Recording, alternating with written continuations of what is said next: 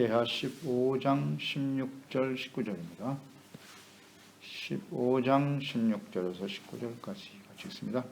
아사 왕의 어머니 마아가가 아세라의 가증한 목상을 만들었으므로 아사가 그의 태우의 자리를 폐하고 그의 우상을 찢고 빠 기드론 시냇가에서 불살랐으니 산당은 이스라엘 중에서 제하지 아니하였으나 아사의 마음이 일평생 온전하였더라.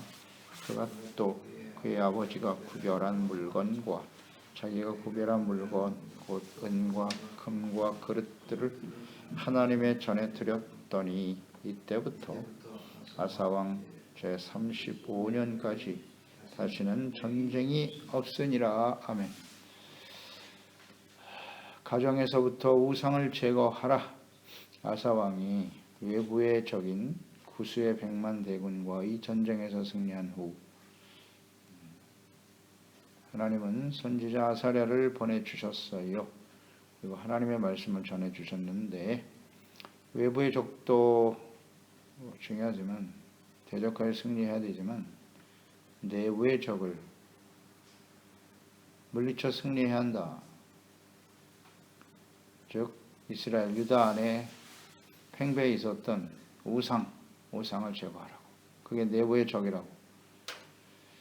그래서 주님께서 하나님이 말씀하시기를 이스라엘에는 참 신이 없다. 이런 말씀까지 하셨어요. 율법도 없고 가르치는 제사장도 없다. 탄식하시는 말씀이죠. 이 말씀을 들은 아사는 즉시 순종했습니다. 하나님의 말씀을 듣고 전쟁에 대승을 거두고 돌아오는 길이었지만 그는 승리에 취해서 교만하거나 게으르지 않았습니다. 즉시 단행하죠. 그래서 우상을 제거하고 하나님 말씀대로 유다의 우상을 제거하다 보니까 본인이 굉장히 두렵고 놀랐을 거예요. 야, 이 하나님을 섬기는 유다와 이스라엘에 이렇게 우상이 많단 말이냐. 그래서 너무 심각해요. 하나님 전에 나가서 제사를 드렸죠. 제사. 이거 큰일 났다. 그래서 하나님 앞에 제사는 속죄입니다. 속죄하고 회개하는 마음으로 제사를 올렸고 그 이후에 그것으로 끝난 것이 아니라 언약을 선포했어요. 맹세했습니다. 맹세하기를 너희는 마음을 다하고 목숨을 다하고 하나님을 찾기로 언약하라. 맹세하라. 만약 이 여호와를 찾지 않는 자 대소 남녀를 막론하고 죽이는 것이 마땅하도다. 이렇게 선포했어요. 아사가 하나님을 찾고 하나님을 바르게 경외하고 섬기는 일을 얼마나 소중하게 여겼는지요. 그리할 때 하나님께서는 유다 사방에 평안을 주셨다. 이렇게 말씀하셨죠. 오늘 16절 이하에 아사 왕의 그 우상을 제거하는 일이 얼마나 엄격하고 철저했는지를 다시 한번 보여주죠.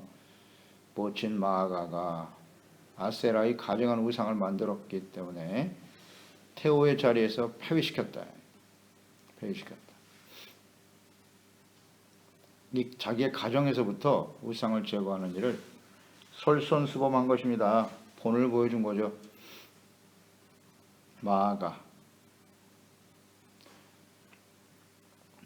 할아버지 르호보암과 그의 아버지였던 아비야가 하나님 앞에서 온전하지 못했던 원인이 뭐냐?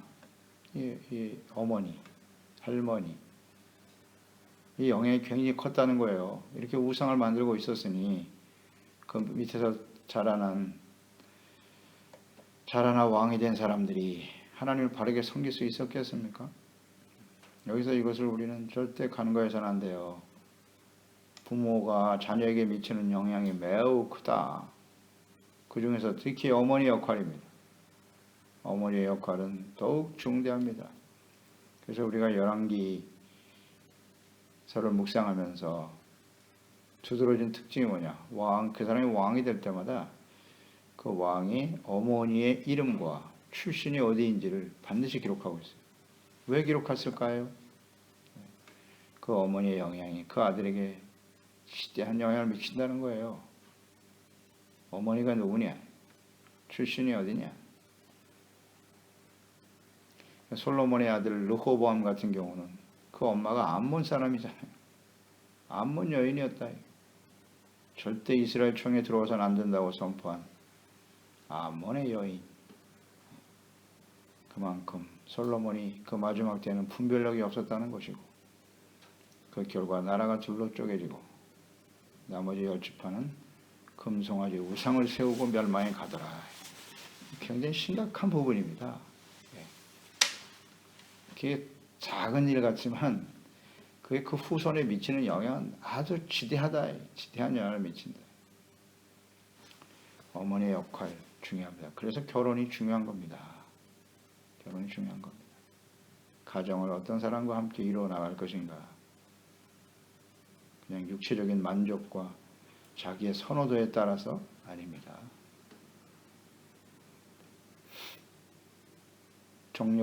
정욕과 사랑을 구분할 줄 알아야지. 그리스도인들은 진정한 사랑은 하나님을 경외하는 겁니다. 하나님의 말씀을 따르는 게 사랑이에요.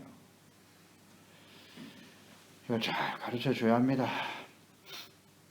아사 왕은 우상을 만든 자신의 모친까지도 폐위를 시켰어요.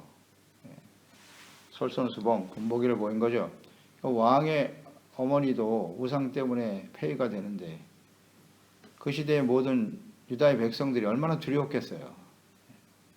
철저하게 우상을 제거해야 되겠구나. 한 단면을 보여주는 겁니다. 철저하고 진지하게 실행하였더라. 자, 이 부분을 우리는 잘 묵상해야 됩니다. 우리 가정에 혹은 부모에게, 자녀들에게 이런 우상이 있다. 어떻게 해야 되느냐. 이건 하나님의 명하신 일이에요. 명령하셨어요. 신명기 13장 6절 이하에 보면 내 어머니의 아들 곧 형제나 내 자녀나 내 품의 아내나 너와 생명을 함께하는 친구가 가만히 너를 꾀어 이르기를 너와 내 조상들이 알지 못하던 다른 신들 곧 내 사방을 둘러싸고 있는 민족 혹 내게서 가깝든지 내게서 멀든지 땅 이 끝에서 저 끝까지에 있는 민족의 신들을 우리가 가서 섬기자 할지라도 너는 그를 따르지 말며 듣지 말며 긍휼히 여기지 말라. 애석히 여기지도 마라. 덮어 숨기지 말고 너는 용서 없이 그들을 죽이되 죽일 때 내가 먼저 그에게 손을 대고 후에 뭇백성의 손을 대라. 그는 애굽 땅 종되었던 집에서 너를 인도하여 내신 내 하나님 여호와에게서 너를 꿰어 떠나게 하려 한 자이니 너는 돌로 쳐 죽여라. 그리하면 온 이스라엘이 듣고 두려워하여 이 같은 악을 다시는 너희 중에 행하지 못하리라. 보세요. 자기 가족 중에서도 우상 섬기고 그걸 꿰는 자가 있으면 단호하게 제거하라. 이렇게 하나님이 단호하세요.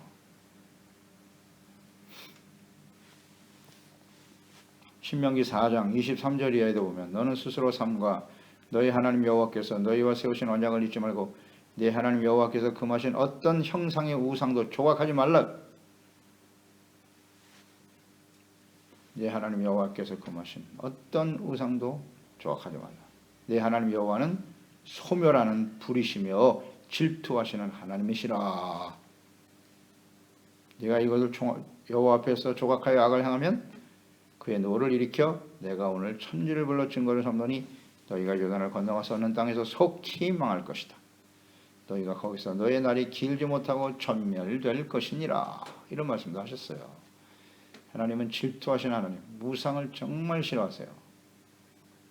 그것을 철저하게 제거시키는 것이 그 사람도 살리는 거고 후손도 살리는 겁니다. 그러니 우리 마음속에 있는 이 우상을 그냥 내버려두면 안 되죠. 안 됩니다. 하나님은 질투하신 하나님이라고 하셨어요. 그래서 우상의 요소 우리가 다시 한번 잘 묵상해 보세요.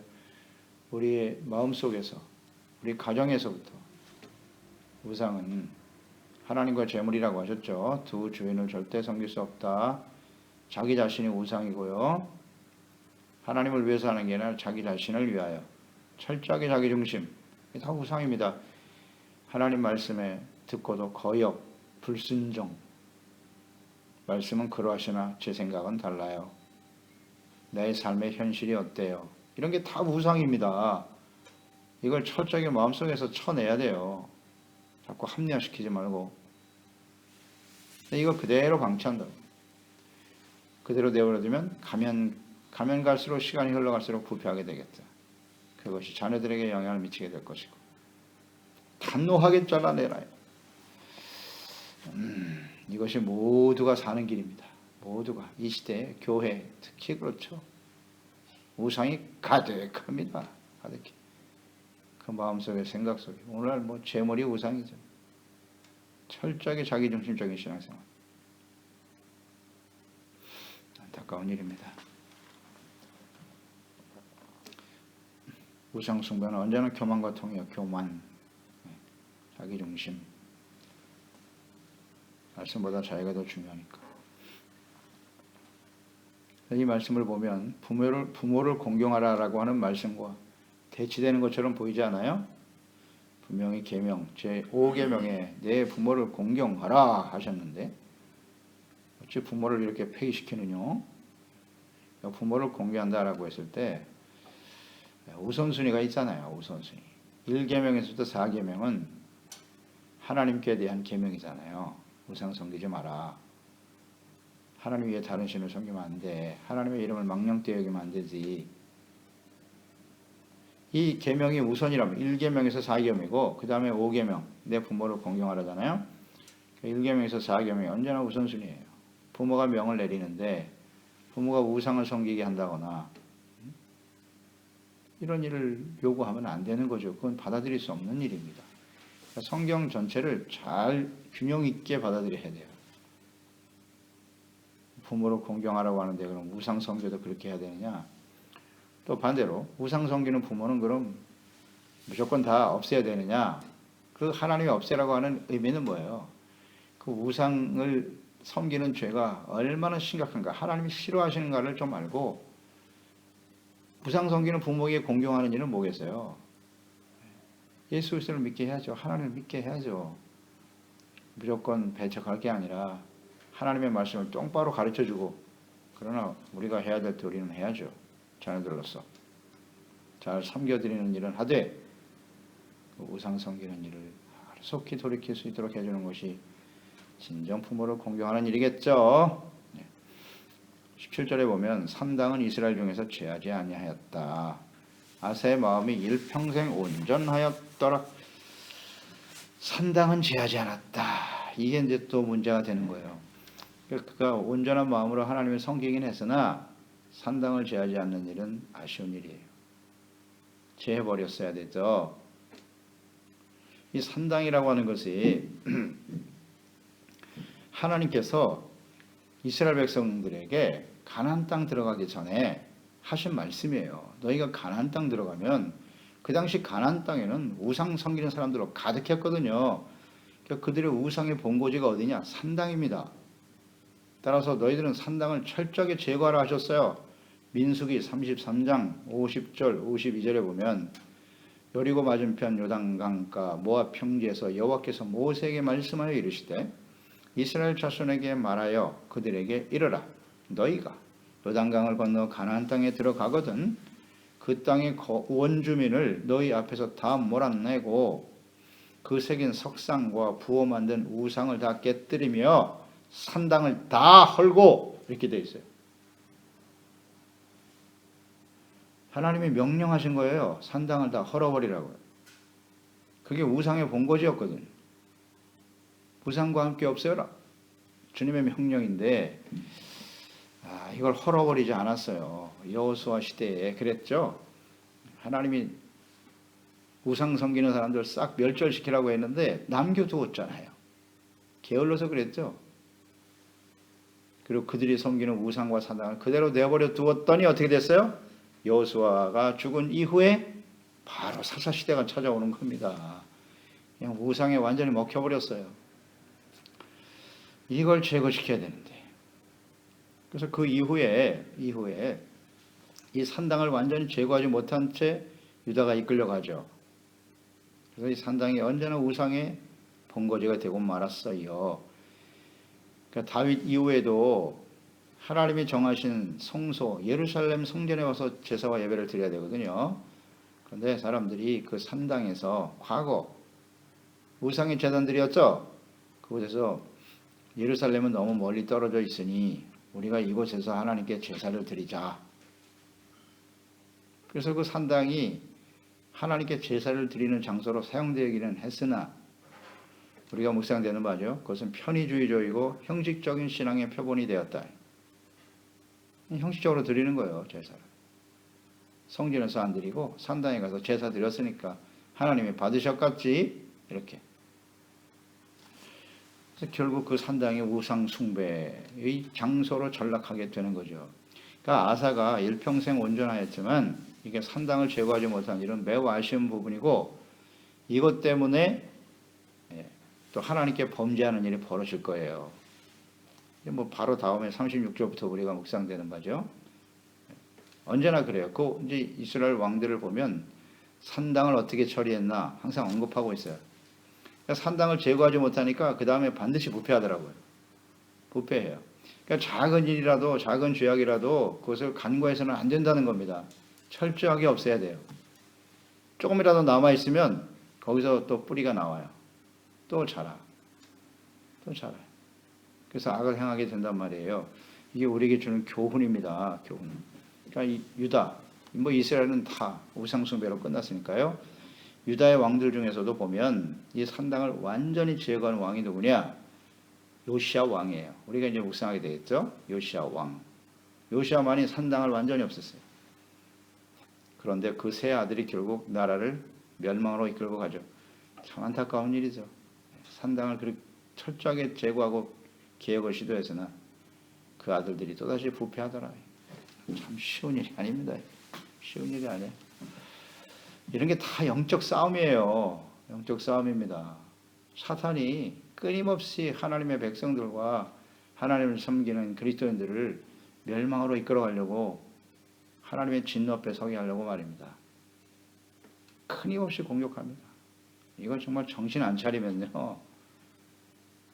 그래서 하나님께서 마지막 때 교회를 향해서 그렇게 외치시는 거예요. 제발 이기는 자가 되라고.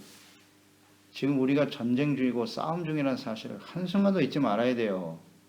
막연하게 난 나이 들었으니까 과거에 열심히 했으니까 이제 뭐 그렇지 않습니다. 틈만 보이면 여지 없습니다.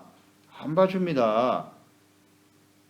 항상 긴장해야 돼요. 항상 마지막 순간까지 영적 싸움을 싸우고 있다는 사실을 이걸 한순간 간과한단 말이에요. 산당도 역시 마찬가지로 이런 거 이렇게 남겨두면 틈을 보이는 거예요. 사탄이 바로 치고 들어옵니다. 안타깝네요.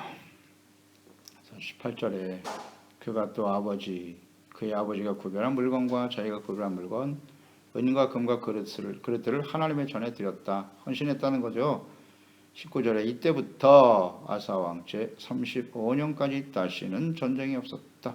이렇게 철저하게 우상을 제거하고 하나님을 바르게 섬기고자 했던 아사왕. 뭐 이 정도만 해도 훌륭합니다. 사실은. 이런 왕 찾아보기 쉽지 않죠. 쉽지 않아요. 그런데 오늘 말씀해 보면 전쟁이 없었다. 전쟁이 없은 이유는 언제나 이스라엘에게 있어서 전쟁은 뭔가 틈이 보이기 때문이에요. 하나님 앞에 온전하지 못할 때 전쟁을 사용하시거든요.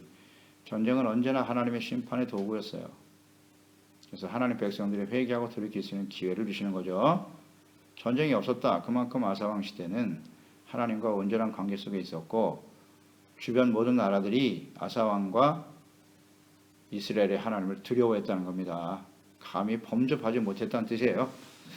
그래서 평안이 찾아왔더라. 문제는 왕 35년까지가 중요하겠죠. 35년까지는 잘했다는 거예요. 이제 우리는 16장에서 36년째 어떤 일이 일어나는가를 보게 될 거예요. 그러니까 한순간까지는 잘한다고요. 그 다음에 산당을 남겨둔 원인, 또 35년 동안 하나님을 잘 섬겼으나 그 이후에 어떤 일이 벌어지는가? 긴장을 늦추면 안 된다는 거예요. 그래서 내가 한 30년 동안은 잘 믿었어. 40년 동안은 잘 믿었어. 현재가 중요하다고. 현재가. 하나님을 떠나는 순간 우리의 삶에는 문제가 일어나요.